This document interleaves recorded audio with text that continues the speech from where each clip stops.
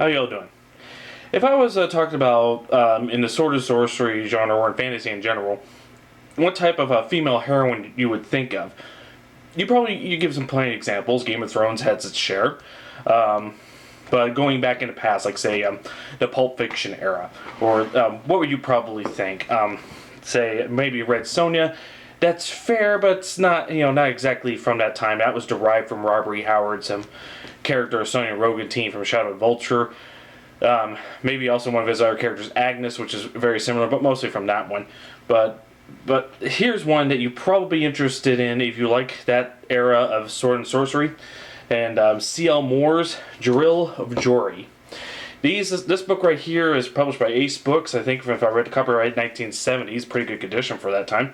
And this has about 5 stories of a common cliche here, a red-haired, fierce female warrior from a fantasized version of medieval France. And there are 5 stories here, which is a good news because that means you can get one book like this and all the stories that are out there. But let's see. Black God's Kiss, A Black God's Shadow, Jirel Meets Magic, The Dark Land, and Hellsguard. There's one other story that that is not in this that I found out, but that was a crossover between this character and another character C.L. Moore wrote, Northwest Smith. And I guess because that's a cross between this fantasy and science fiction, they didn't really add that to that. Not to mention, I guess they also wanted to wrote the stories that she strictly wrote herself. Her and a crossover by of Northwest Smith was also co-written by Henry Kuttner, also a classic Pulp Fiction writer. But the idea is, many of these stories, while she is a fierce warrior woman, unlike Conan or the basic sword and sorcery stuff, she doesn't get in too much physical combat. She's talked about on the side, but mostly it deals with her adventure. Most of them have to do with adventures into other lands, with the exception of one story, and that was Hellsguard.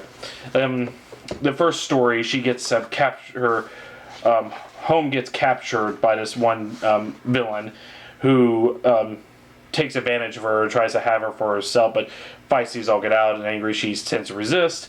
So she escapes her prison and comes to this priest and who she's known for a long time. Apparently, one of the sealed off walls in her fortress leads to sort of another realm where they think of it like hell, but it seems to be more closer to the fairyland, even though they never explicitly say, except in context and one of the other stories, where she finds a supernatural means to get revenge, and that's the Black God's Kiss. The Black God's Shadow is a continuation of that, where the spirit of the one she got revenge on in Black God's Kiss, she is haunted by the ghost, and now she seeks to won the Black God, and is a battle of wills. That's what most of these are, sort of a battle of wills, and her fierce and angry spirit is able to overcome or be used to try and take out her opponents. And Jirel Meets Magic, she's out to chase this one wizard who has done her wrong. And again, she goes back into that same land where the other 2 stories. This time, she meets an evil sorceress who is destined to be killed by Jirel. So she tries to attack, stop her. Well, and so all that. The Dark Land. That one's where this one's a bit different, where she's dying on her deathbed and she gets sucked into another world, not the same one as she would the other stories, but somewhere else where this one powerful being wants to turn her into his bride, and it's kind of and she tries to fight him off and figure out what his other motives are if she can figure it out. Then there's the other one, the last one, Hellsguard. This one actually takes place in her own world for once, where she goes into this haunted castle where this treasure has been lost for over 200 years. And she meets this one weird macabre group that's living there.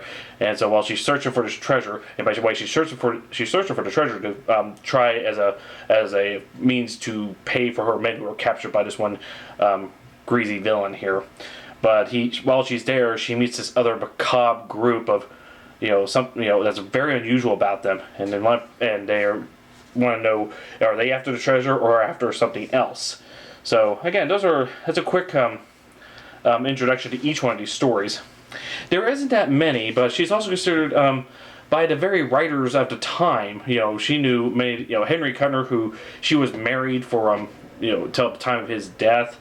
She knew L. Sprague de Camp. All many of the contemporary writers at the time. And she was a big influence. While not the only female writer in Pulp Fiction era, she was definitely one of the big ones. Very influential as well.